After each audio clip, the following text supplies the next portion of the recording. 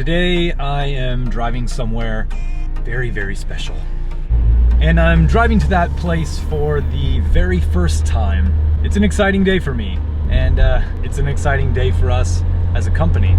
Today is the day when we are picking up the keys to our very first location. So we've got our own warehouse now, and we're going to be using it as kind of a shop to work on cars, but also a warehouse for storing cars. And we're sharing that space with one of my very good friends, whom I'm sure we'll see later in the video. So as you probably already know, land is at a premium in Japan. There's not that much of it, there's a lot of people, things are very tight, and so renting a space like this is actually pretty expensive.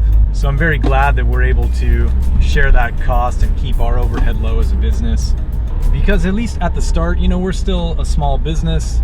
We don't need lots and lots of space. We just need a bit of space to store a few of our cars, which is good enough for us right now, and we will see where it goes from there.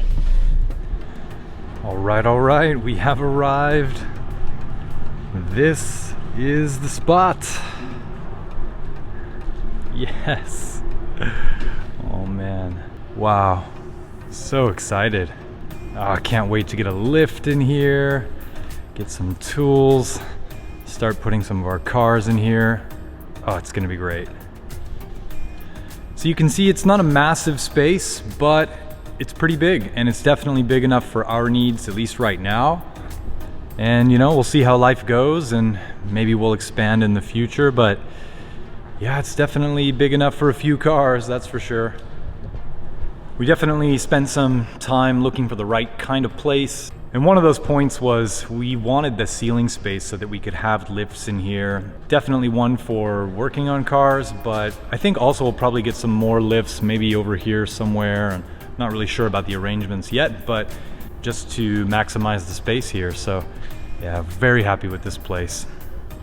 So that's probably about all I wanted to share with you guys for now. Just wanted to show you this new space and share with you the excitement that we have about this next level. And I suppose stay tuned. There should be more and more content coming for the channel here as we start to share some of the cars that we'll have in stock that we'll be selling and introducing them, and maybe some other fun stuff as well. So we'll see. Stick around, subscribe, and we'll catch you in the next one.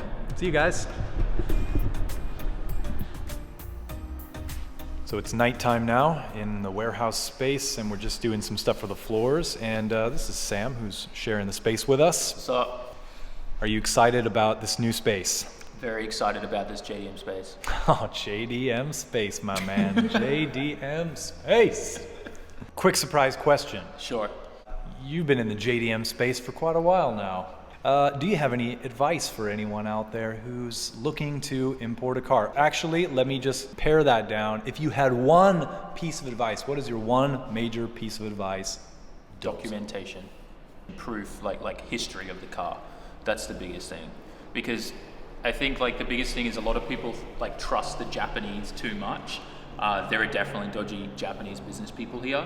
They're not all like that, obviously, but there are guys here trying to make a quick buck just as much as there are everywhere else in the world. Sometimes GTRs or, you know, Supras or any of those like really sought after JDM cars are definitely not what they say they are on paper. So always make sure you get your like history documentation and have someone physically check out the car before you drop that cash, because these things are not cheap now.